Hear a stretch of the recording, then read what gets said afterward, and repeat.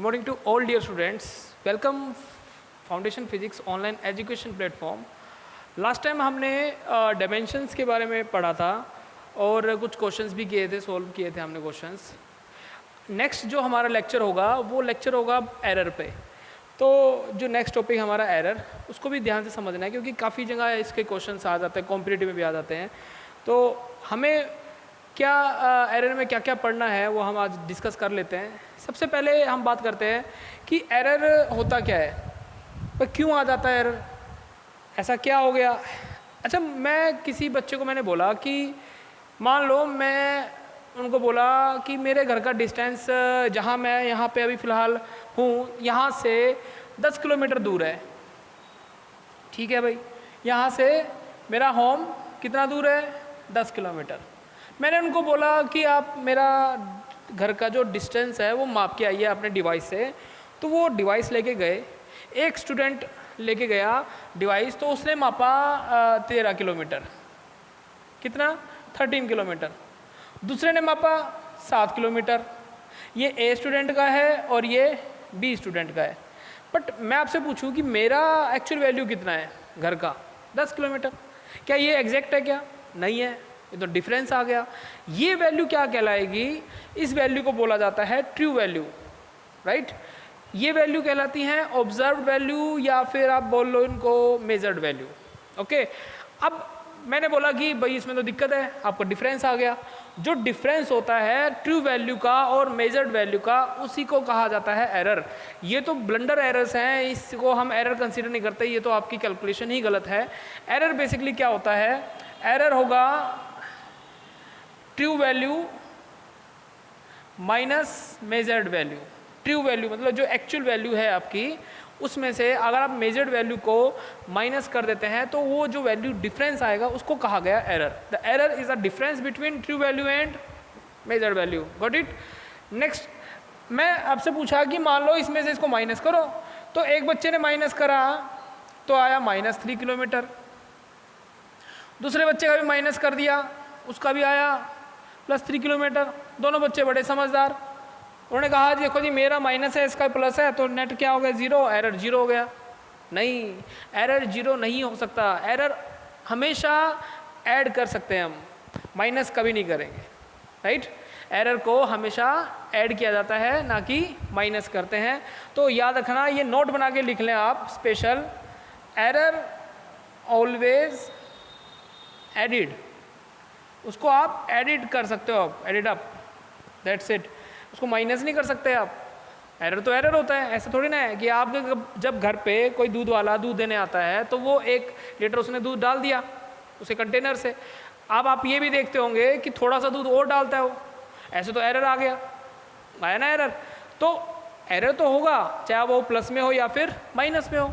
तो उसके लिए हम नियम क्या है वो हम बाद में डिस्कस करेंगे। पहले एरर, भाई ये माना गया कि टाइप्स ऑफ एरर होते हैं। एरर किस किस कारणों से हो सकता है उसके बारे में देखिए क्या होता है। जैसे कि मान लेते हैं जो एरर होते हैं टाइप्स ऑफ एरर में, टाइप्स ऑफ एरर, ठीक है। अब पहला जो एरर होगा उसमें हम नाम लेते हैं सिस्टमैटिक एरर। Systematic error. दूसरा जो टॉप पॉइंट है वो है रैंडम एरर। Random error. और जो तीसरा है वो उसको बोला जाता है ग्रॉस एरर। आपके बुक में आपको ये मिलेगा, जनरली इनको बस हम कंसीडर करते हैं कि इनका मतलब क्या होता है। सिस्टमैटिक एरर होते हैं जो सिस्टम के कारण होते हैं। अब सिस्टम किसको बोला जाए? अब किसी बच्चे ने पूछा जी सिस्टम क्या होता है, आप सोच के देखिए। मान लो कोई साइंटिस्ट अपने लेबोरेटरी में एक्सपेरिमेंट करता है।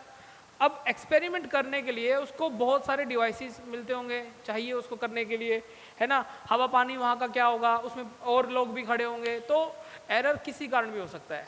तो उनको जैसे जैसे हमने समझा एरर को, हमने उसके पॉइंट्स बना दिए। जैसे कि सिस्टमेटिक एरर में हम ये लिखते हैं कि इसमें कई कारण हो सकते हैं। जैसे कि इसमें हो जाता है instrumental error. Instrumental error. Instrumental error में क्या क्या हो सकता है इंस्ट्रूमेंटल एरर? जैसे कि मैं कोई चीज़ नोटिस कर रहा हूँ, उसमें टाइम की रिक्वायरमेंट चाहिए, टाइम की रिक्वायरमेंट चाहिए, बट जैसे ही मैं उसको नोट कर रहा हूँ और मैंने किसी को बोला कि भैया आप टाइम नोट करो, जैसे टाइम नोट करा, अब टाइम नोट करा तो 1 मिनट बीत गया, 2 मिनट बीत गया, सामने वाला देख रहा है, बट घड़ी रुक गई। अब घड़ी रुक गई तो इंस्ट्रूमेंट में प्रॉब्लम हो गई, है ना। और सुनिए, मान लेते हैं कि मैंने आपको कहा कि मेरी ये रोड है, इसको मापो, इसकी लेंथ कितनी है, तो आपने लेंथ मापनी है, तो लेंथ के लिए आपने क्या करना होगा, स्केल लेके आओगे आप। अब बट स्केल लेके आए तो उसमें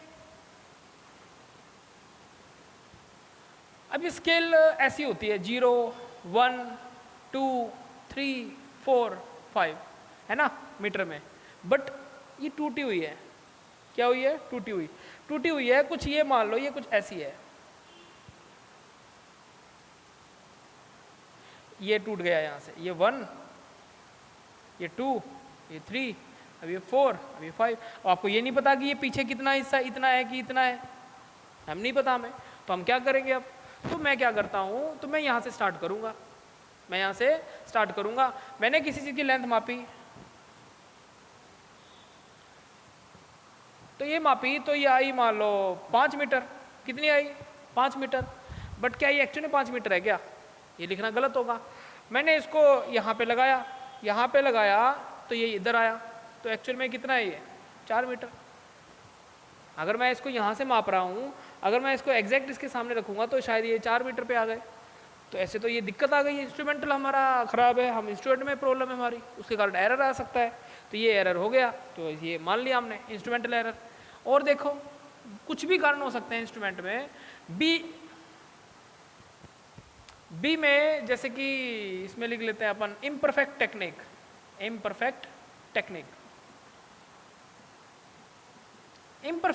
में मान लो आप जो टेक्निक अप्लाई कर रहे हो एक्सपेरिमेंट करने में, वो शायद गलत हो। मेरे पास एक पेंडुलम है, मुझे उसका टाइम पीरियड मापना है, बट मैंने किसी अपने स्टूडेंट को बोला कि भाई इसकी पहले लेंथ माप के आओ, ये जो बॉल आपने लटका दी इससे रस्सी से, इसकी लेंथ तो मापो। अब उसे बच्चे ने क्या किया, ऐसे इसको टेबल पे लिटा दिया, टेबल पे लिटाने के बाद ऐसे स्केल से मापा, तो उसने लिख दिया 99 सेंटीमीटर, 1 मीटर के 1 सेंटीमीटर कम। अब ये तो ठीक है, माप दिया उसने, तो अपने हिसाब से सही किया, बट उसकी टेक्निक गलत है। अब मुझे एक चीज़ बताओ, मान लो अगर मैं स्प्रिंग लूँ, ऐसे माप दिया स्प्रिंग से, और स्प्रिंग से फिर मैं क्या करूँ, कुछ चीज़ लटका दूँ, तो क्या लगता है आपको, स्प्रिंग एक्सपेंड होगा कि नहीं होगा? भाई आपने स्केल से माप दिया स्प्रिंग को, स्प्रिंग की लेंथ यहाँ पे आई 99 सेंटीमीटर, बट आप इसको लटकाओगे तो क्या ये 99 ही रहेगी क्या? क्या लगता है आपको? गलत है ना? बिल्कुल गलत है। तो टेक्निक गलत थी उसकी, पहले उसको आप लटका दें, सस्पेंड कर दें एक रिजिड स्पोर्ट से, और उसका ये लेंथ माप लें, ये आया लेंथ मान लो 99.5 सेंटीमीटर, बट अभी भी गलत है। आपको यहाँ से लेना पड़ेगा, इसका रेडियस भी कंसीडर करना पड़ेगा, यहाँ से यहाँ तक ये हो गया 0.5 सेंटीमीटर, तो एग्जैक्ट कितना हो गया ये? 1 मीटर, 100 सेंटीमीटर। तो ऐसे आपको इसको समझना है, इम्परफेक्ट टेक्निक के कारण भी एरर हो सकता है। और देखिए, और भी कई प्रॉब्लम हो सकती हैं, जैसे कि personal error just like error होता है किसी पर्सन के कारण, हम कुछ बोल रहे हैं वो कुछ और देख रहा है, तो ये तो गलत हो जाएगा, राइट। पर्सनल एरर जो पर्सन के कारण हो जाता है अराइज, तो उसको बोलता है पर्सनल एरर, है ना, ठीक है। अब फोर्थ, नेचुरल एरर क्या हो सकते हैं, जैसे कि क्लाइमेट। मैं कोई एक्सपेरिमेंट कर रहा हूँ और मुझे एक गिलास पानी का चाहिए और उसका टेम्परेचर चाहिए मुझे 45 डिग्री सेल्सियस, बट आपने रख दिया, कुछ समय लग गया तो 45 की बजाय उसका टेम्परेचर हो गया गर्मियों में मान लो 48, बट उस पर एक्सपेरिमेंट कर दिया तो टेम्परेचर के कारण डिफेक्ट हो गया, एरर आ गया, तो इसको बोला गया नेचुरल एरर, जो नेचुरल क्लाइमेट के कारण हो जाते हैं ये, राइट। और सुनिए, ये हो गया, जैसे कि इसको आप डी लिखिए, उसके बाद आता है ई। और क्या हो सकता है, और सुनिए, जैसे कि होता है एक लिस्ट काउंट एरर, बहुत इंपॉर्टेंट है, काफ़ी काम आएगा। लिस्ट काउंट एरर,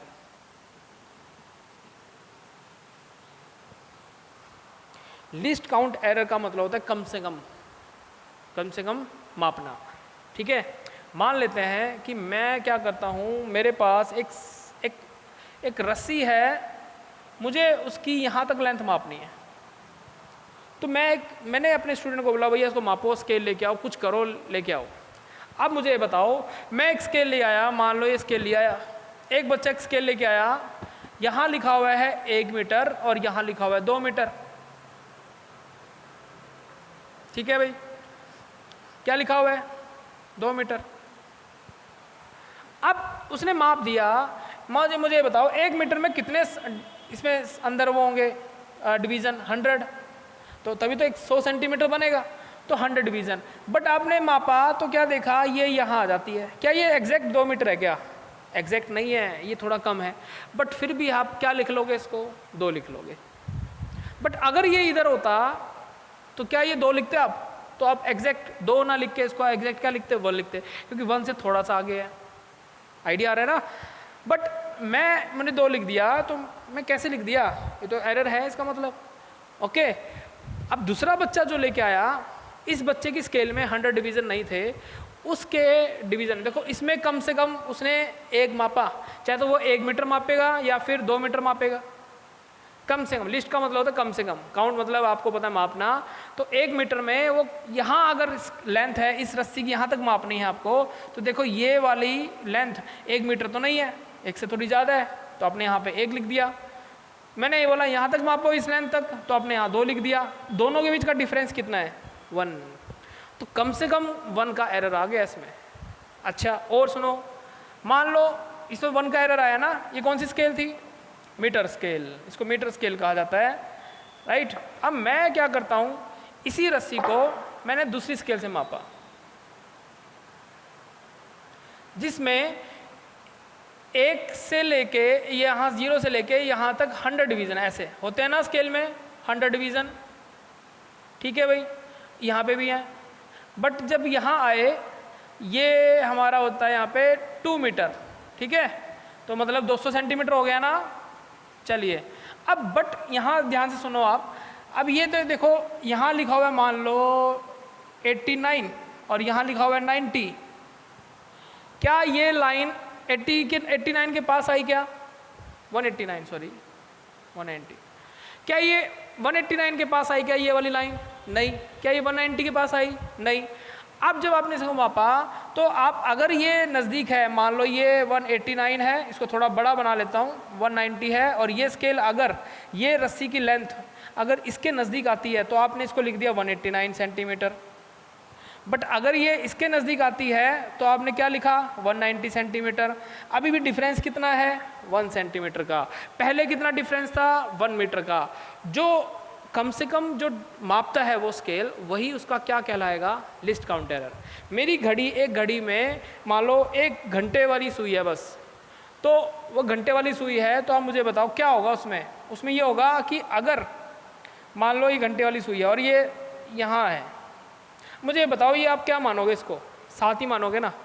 बट अगर ये घंटे वाली सुई यहाँ से नहीं आ गई, यहाँ हो गई, तो अब क्या मानोगे? क्या ये एग्जैक्ट 8 पे है? क्या नहीं, तो समस्या हो गई। तो कम से कम ये 1 घंटा मापती है, कम से कम ये 1 घंटा मापेगी, चाहे तो ये 7 देगी या फिर सीधा 8 पे होगी।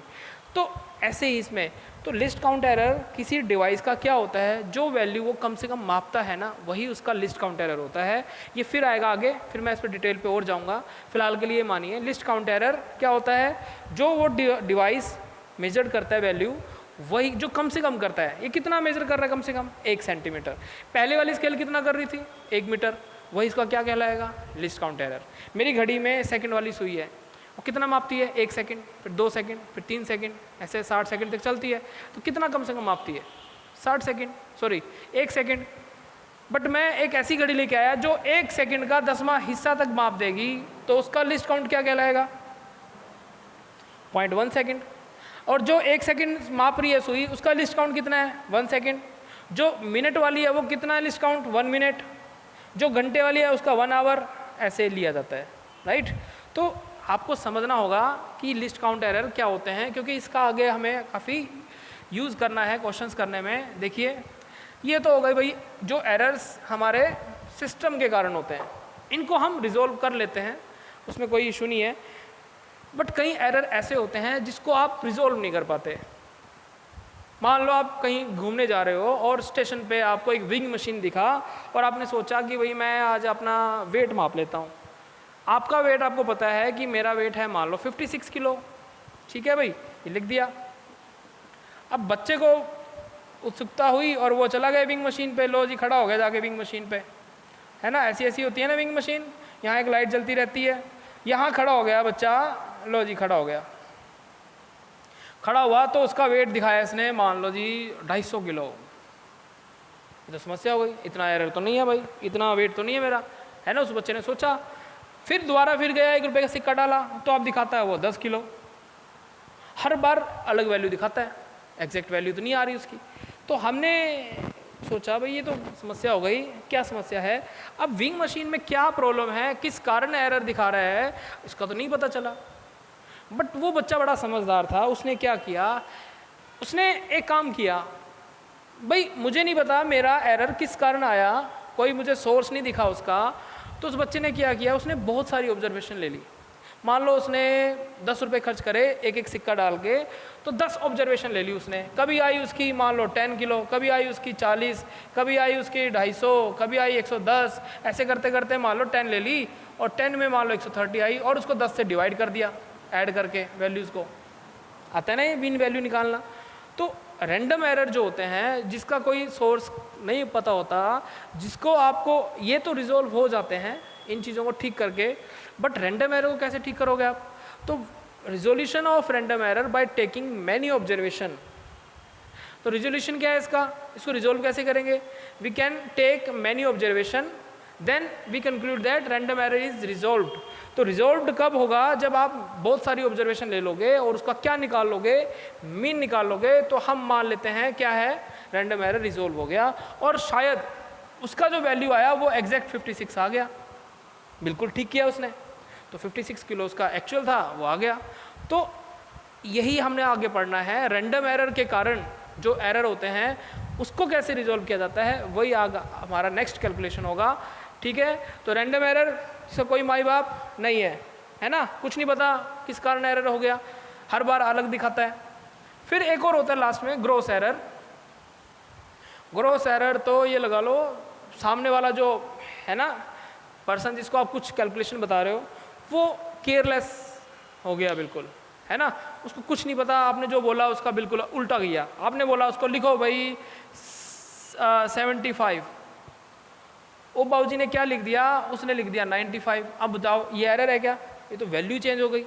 एरर पॉइंटों में होते हैं, ऐसे नहीं कि बहुत बहुत बड़ी बड़ी वैल्यू आप एरर में ले लोगे। तो कितना हो गया 75 और ये कितना है 95, ये तो एरर हो गया, इसको बोलते हैं ग्रॉस एरर। कौन सा एरर, ग्रॉस एरर। तो ग्रॉस एरर किस कारण होता है, जो केयरलेस हो जाता है पर्सन, उसके कारण जो एरर रिजोल्व हो, सॉरी जो एरर बनता है कैलकुलेशन में, उसको बोला जाता है ग्रॉस एरर, राइट। ये जस्ट समझने के लिए हमने बनाए यहाँ पे, समझे इसको, हमें मतलब है रैंडम एरर रिजोल्व करने में। अब मान लो जैसे कि कैलकुलेशन ऑफ एरर कैसे करते हैं, ये अच्छा टॉपिक है, थोड़ा लेंथी है बट इजी है, आप ध्यान से समझें इसको। एरर की कैलकुलेशन करनी है, तो हमने क्या करना है, कैलकुलेशन ऑफ एरर, ठीक है जी। तो एरर की कैलकुलेशन करते हैं। अब किसकी करनी है, एरर क्या होता है। अब मैं आपको बोलूं कि भाई मैंने 5 बच्चे सिलेक्ट किए और 5 बच्चों को बोला कि ऐसा है, एक जगह पे जाओ और वहाँ पे जो अर्थ हमारी ग्रेविटी लगाती है, अर्थ हमारी ग्रेविटी लगाती है, वो वैल्यू निकाल के लेके आओ। तो अर्थ की ग्रेविटी मान लो कितनी है वो हमें नहीं पता, तो एक बच्चे ने निकाली 9.9 मीटर पर सेकंड स्क्वायर, एक ने निकाली 9.8 मीटर पर सेकंड स्क्वायर, एक ने निकाली 9.7 मीटर पर सेकंड स्क्वायर, एक ने निकाली 9.6 मीटर पर सेकंड स्क्वायर, एक ने निकाली 10.0 मीटर पर सेकंड स्क्वायर। सबका अलग अलग आया, अपने अपने डिवाइस से उन्होंने माप दिया भाई। अच्छा, अब आगे तो हमने क्या किया, हमने इन सबको ऐड कर दिया, हमने सबका मीन निकाल लिया। क्या निकाल लिया, मीन, जी का वैल्यू। तो मैंने सबको ऐड किया, 9.9 ले लिया, 9.8, 9.7, 9.6, 10.0 और सबको 5 से डिवाइड कर दिया। ये मीन निकालने का हमारा नियम है, क्योंकि रैंडम एरर भाई आपको जब ट्रू वैल्यू ही नहीं पता, आप किस में से माइनस करोगे कि एरर है आपका। तो मुझे ये वैल्यू पता है, मैंने क्या किया, एक तरीका, सबका मीन निकाल लिया। जो मीन आएगा उसी को माना गया ट्रू वैल्यू। जो मीन आया उसको क्या बोला गया, ट्रू वैल्यू। तो मान लो ये सब करके पूरा कैलकुलेशन करके ये आ गई भैया आपकी मीन वैल्यू। जानते हैं ना इसको, 9 पॉइंट मीटर पर सेकंड स्क्वायर हम पढ़ते हैं, 9th में भी आया ये। तो ये ग्रेविटी है जो हमारी अर्थ हम पे लगाती है ना, फोर्स लगाती है इन द सेंस। तो हमें ये 9.8 पता चल गया। तो अब हमारा क्या काम है, हमें कैलकुलेशन में क्या क्या निकालना होता है, सुनिए। सबसे पहले हमें निकालना है mean error, sorry mean value, not error. Okay, mean value निकाल ली। अच्छा, फिर मुझे पता करना है कि भाई मैंने जो वैल्यू निकाली थी और जो ट्रू वैल्यू और मीन वैल्यू आई है उसमें कितना एरर है। तो मैं अपना एग्जैक्ट एरर निकालने के लिए ये कैलकुलेशन लिखूंगा, एब्सोल्यूट एरर। ठीक है, मेरे जैसे 5 हैं तो पांचों का टोटल कितना आया एरर, एब्सोल्यूट एरर। तो फिर उसके बाद क्या निकालेंगे, mean absolute error, right, mean absolute error. उसके बाद फिर हम क्या करते हैं, हम रिलेट करते हैं फिर एरर को, भाई उसका कितना एरर आया, मेरा कितना आया, उसको भी बताएंगे, रिलेटिव एरर बोला गया है उसको। ठीक है, और बाद में फिर क्या निकालते हैं, परसेंटेज एरर। उसमें कोई खास कुछ नहीं करना, उसमें आपको क्या करना है, रिलेटिव एरर को 100 से मल्टीप्लाई कर दो, दैट्स इट, ये आ गया आपका। ये आपको कितना टर्म्स निकालनी है, 5 टर्म्स। थोड़ा सा लेंथी होता है बस, बाकी इतना इजी है कि आप एक बार करोगे, मैं आपको एक क्वेश्चन करूंगा, आपको समझ में आएगा कि कैसे होता है। चलिए स्टार्ट करते हैं। मान लो यही चीज़ ले लेते हैं, चलो, है ना, किसी की ऑब्जर्वेशन आई, मान लो मैंने लिया, let us take nth observation, मैंने ऑब्जर्वेशन कितना लिया, nth। देन मीन वैल्यू कैसे निकालेंगे, सबसे पहला टॉपिक मीन वैल्यू। तो मीन वैल्यू कैसे निकाला, देखो इसको लिखते हैं ए बार।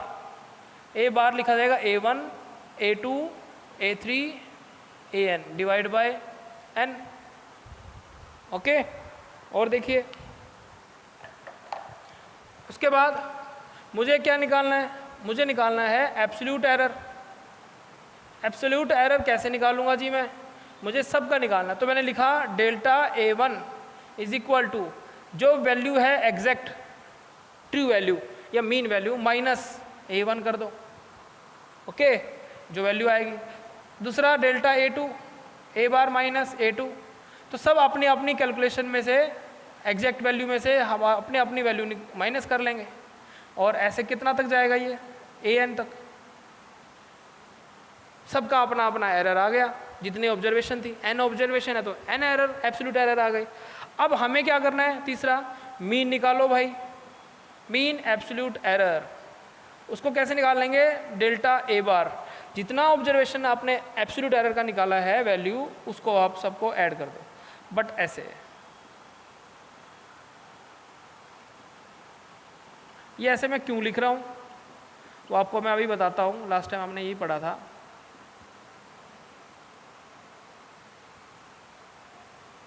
हमें ये बोला गया कि जो एरर आते हैं, देखो एरर आए ना, ये जो एरर आएंगे, जो वैल्यू आएगी इसमें से माइनस प्लस करके, वो प्लस भी हो सकती है माइनस भी हो सकती है। मान लो A बार अगर 5 है और A1 6 है तो आंसर क्या आएगा, -1। ठीक है, बट किसी का 5 है एक्चुअल वैल्यू, किसी का ये 4, तो उसका आया +1। शुरू में ही बता दिया आपको कि एरर हमेशा क्या होते हैं, ऐड होते हैं, तो हम इसको ऐड करेंगे। ओके, तो इसको मोड लगा लेते हैं। मोड लगाने से जो अंदर साइन होता है वो बाहर आके पॉजिटिव ही कंसीडर होता है, और सब वैल्यू को n से डिवाइड कर दो। तो क्या निकल के आया, मीन एब्सोल्यूट एरर। फोर्थ जो है उसको बोलते हैं रिलेटिव एरर। रिलेटिव एरर मैं आपको बताता हूँ क्या होता है। मैंने 2 आदमियों को हायर किया डिस्टेंस मापने के लिए। मैंने एक को बोला कि भाई जाओ और चंडीगढ़ से दिल्ली का डिस्टेंस मापो, ये 100-200 किलोमीटर है। चलो इसको ऐसे ले लो, मेरे यहाँ से दिल्ली का डिस्टेंस है 100 किलोमीटर। ठीक है, तो सामने वाला मुझे बताता है कि मुझसे जी ±2 की गलती हो सकती है। मतलब चाहे तो वो 98 मेजर करेगा या फिर 102 करेगा, 102, तो 98 करेगा या फिर 102, तो ±2 का मेजरमेंट है में एरर है। फिर दूसरे को बोला भाई यहाँ से मुंबई का डिस्टेंस माप के आओ, मेजर करो, तो उसने मेजर किया, वो ना जी 1000 किलोमीटर तो ट्रू वैल्यू है, बट वो आदमी ने बोला कि जी मुझसे प्लस माइनस 5 की गलती हो सकती है, चाहे तो मैं मापूंगा 995 या फिर 1005, तो प्लस माइनस 5 की। क्या आप ये बता सकते हो दोनों में से ज़्यादा एरर किसका आया हुआ है, कौन ज़्यादा गलती कर रहा है, सोचिए।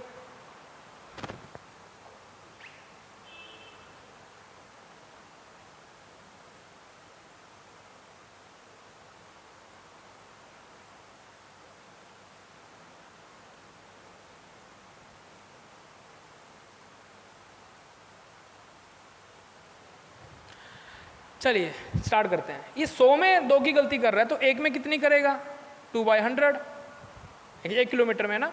इसमें करेगा कितनी, 5/1000। आ गया। अगर आप ये होता है, ये होती है मीन एब्सोल्यूट एरर जो अभी आपने निकाला, ये होता है आपका मीन वैल्यू। आगे आगे इसकी हेल्प आपको काफ़ी मिलेगी, है ना, ये आपको हेल्प करेगा क्वेश्चन करने में। ये होता है मीन एब्सोल्यूट एरर, ये होता है मीन वैल्यू। तो देखो ये आ गया, तो कितना है 0.02, ये एरर है। इसमें कितना आया 0.005, तो ज़्यादा चांसेस किस में है, इसमें है। अगर आप इसको 100 से मल्टीप्लाई कर दो तो किस में आ जाएगा, परसेंटेज में आ जाएगा। ये आ गया 2%, और ये कितना आएगा 0.5%। तो ज़्यादा गलती किस में है, 100 वाले में। आइडिया आया। तो mean absolute error divide by mean value ही क्या कहलाएगा, relative error, right. Mean absolute error divide by mean value, ये है ना मीन एब्सोल्यूट एरर, और डिवाइड बाय मीन वैल्यू, इसी को कहा जाता है रिलेटिव एरर। और फिफ्थ जो हमें निकालना है वो क्या निकालना है, परसेंटेज एरर।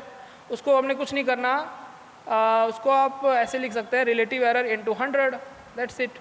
इसी को माइनस कर दो, सॉरी 100 से मल्टीप्लाई कर दो।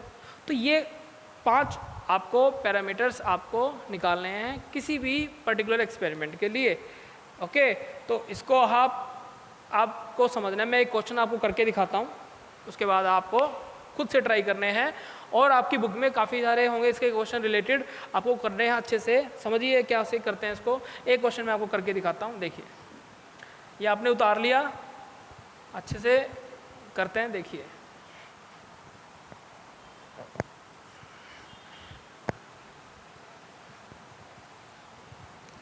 करें, चलिए।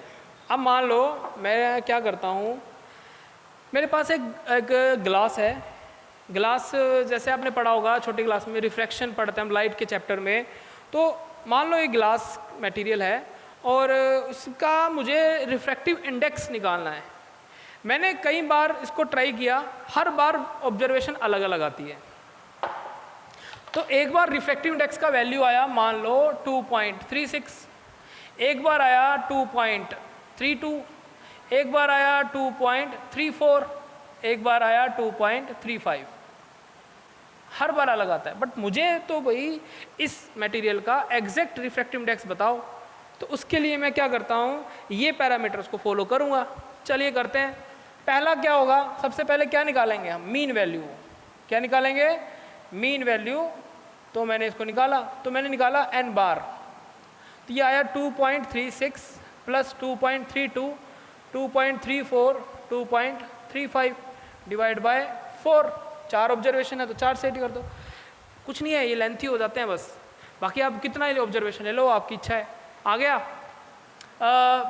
कितना हो जाएगा ये हम कैलकुलेट करें तो 2.36, 2.32, 2.34, 2.35, ये हो गया 6, 2, 8, 12 और 5, 17,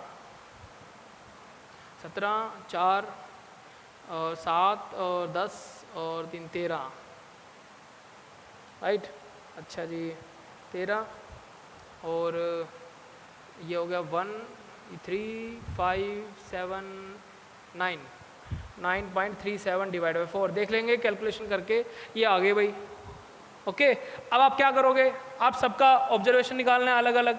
तो एब्सोल्यूट एरर निकालेंगे हम, सबका अलग अलग एरर क्या होगा। तो डेल्टा n1 वो क्या करेंगे, n बार माइनस n1, ठीक है। डेल्टा n2 वो क्या आएगा, n bar minus n2। Delta n3 n bar minus n3। Delta n4 n bar minus n4। अब आपने करना क्या है, इसमें से 9.37 बाय 4 इसको कैलकुलेट कर लेंगे हम। तो इसको इसमें से इसको माइनस करेंगे 2.36 को। ऐसे ही 9.37 बाय 4 माइनस N2 कितना है 2.32, ऐसे इसको सबकी वैल्यू निकाल लेंगे। आएगी कुछ माइनस में आएगी, कुछ प्लस में आएगी। फिर क्या करोगे, फिर हम मीन एब्सोल्यूट एरर निकालोगे।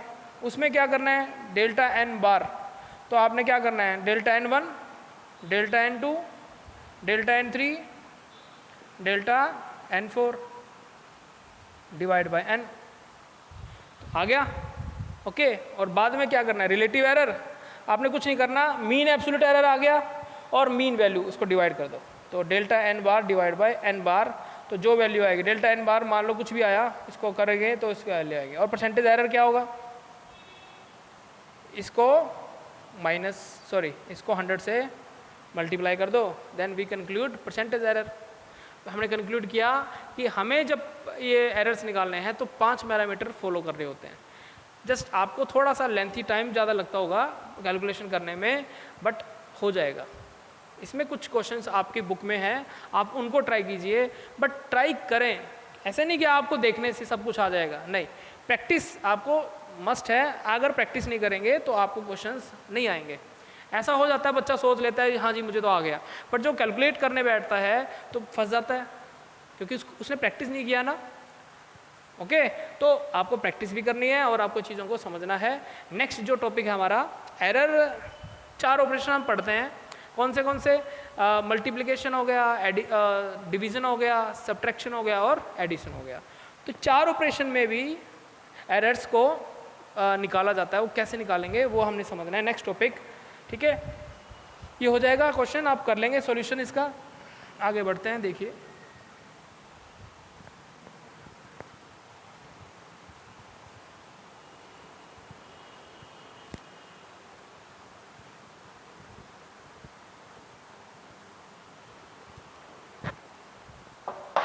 Error through different operation, error through different operation. जो एरर निकालने हमने, जो डिफरेंट ऑपरेशन है हमारे, कैसे कैसे, जैसे कि लाइक एडिशन और सब्ट्रैक्शन, ओके। और दूसरा क्या है, मल्टीप्लिकेशन और डिवीज़न।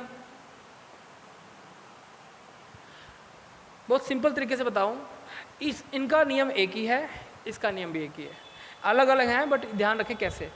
जैसे कि मैं बोलूं कि मेरे शहर से, मान लो यहाँ से चंडीगढ़ से कुरुक्षेत्र 100 किलोमीटर है। कितना है, 100 किलोमीटर, जस्ट समझ लेते हैं 100 किलोमीटर है। ये लेंथ है L1 है। इसमें जो डिवाइस एरर निकाल रहा है वो निकाल रहा है ±0.2 का, ओके, ठीक है। बट कुरुक्षेत्र से अगर मैं दिल्ली जाऊं तो उस दौरान L2 जो है वो है मान लो 150, और इसमें एरर जो दिखा रहा है डिवाइस वो दिखा रहा है 0.3 का। तो आपसे पूछा गया तो मुझे तो भाई सीधा चंडीगढ़ से दिल्ली का बताओ टोटल एरर कितना होगा। तो देखो, आपको कोई वैल्यू अगर लिखनी है वो ऐसी लिखी जाएगी। मान लो लेंथ लिख रहे हो ना आप, तो लेंथ जो है वो है, जो ट्रू वैल्यू लिखोगे L ± डेल्टा L। पहचान कर लें, ये कहलाती है मीन वैल्यू, ट्रू वैल्यू, और ये कहलाता है मीन एब्सोल्यूट एरर, जो टोटल आप निकाल चुके हो। इस केस में L कितना है 100 और एरर कितना है 0.2, ठीक है। इस केस में ये तो हो गया आपका L1 और L1 हो गया, और L2 कितना है आपने लिखा 150 ±0.3।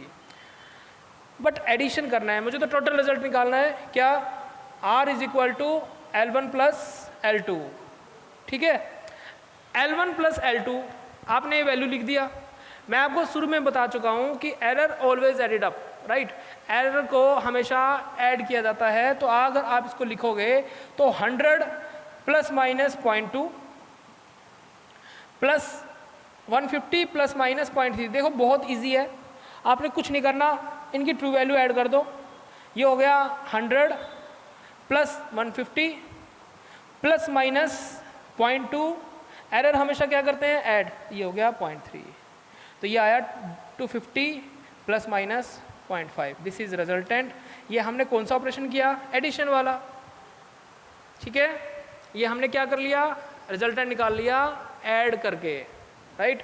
एरर हमेशा क्या करते हैं, हम ऐड करते हैं। फिर याद रखें, बिना समझे आप कोई क्वेश्चन ना करें, ध्यान से करें, क्योंकि उसमें ध्यान रखना है कि एरर हमेशा ऐड करते हैं। अब देखो, अब समझ में आएगा आपको, और रियली समझ में आएगा। मेरे पास एक जग है जिसमें पानी भरा हुआ है। इसका टेम्परेचर मान लो कुछ है, इसका टेम्परेचर मैंने माप लिया, मेरा डिवाइस जो थर्मामीटर ने मापा वो टेम्परेचर आ रहा है T1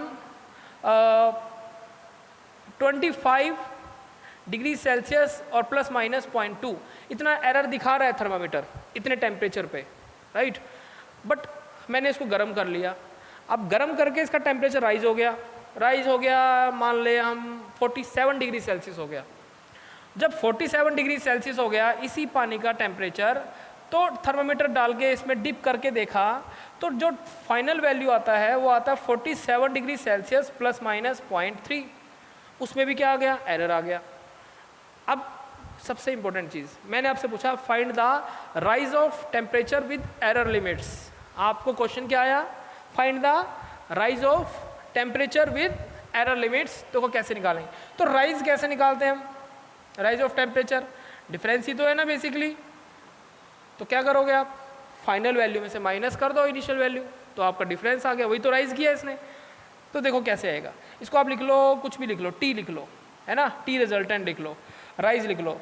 तो आप लिखोगे T2 माइनस T1, T2 लिखो 47 plus minus degree plus minus 0.3, right, minus 25 degree plus minus 0.2। अब क्या करेंगे, टी रिजल्टेंट जो आएगा, राइज आएगा 47 माइनस 25 प्लस माइनस अलग अलग लिख लो, मीन एब्सोल्यूट एरर अलग लिखो और मीन वैल्यू अलग लिखो आप। तो उसमें क्या आएगा 0.3 माइनस 0.2, तो कितना आया, ये आ गया मान लो 2, ये आ गया 2 प्लस माइनस 0.1। क्या ये सही है, सही है गलत है, तो आंसर है गलत है। क्या गलती है, सुनिए अब क्या है गलती इसमें, देखो। तो आपने क्या किया कि ये तो माइनस कर दिया, ओके बिल्कुल सही है, बट इसमें क्या होगा, शुरू में ही कहा गया आपको कि एरर हमेशा ऐड करते हैं, तो ये माइनस नहीं होगा, ये हमेशा ऐड होगा। तो यहाँ क्या लिखा जाएगा 0.5, ये हमारा राइज है, इसी को ही आपको ध्यान में रख के करने हैं क्वेश्चन। तो एरर हमेशा ऐड होते हैं, बहुत आसानी तरीके से हमने करना है, कुछ नहीं है इसमें ज़्यादा डिफिकल्टी, बस ध्यान समझें, क्योंकि जितना आप प्रैक्टिस करेंगे क्वेश्चंस उतना आपको आइडिया आएगा, बट इट। तो ये चीज़ें ध्यान रखें।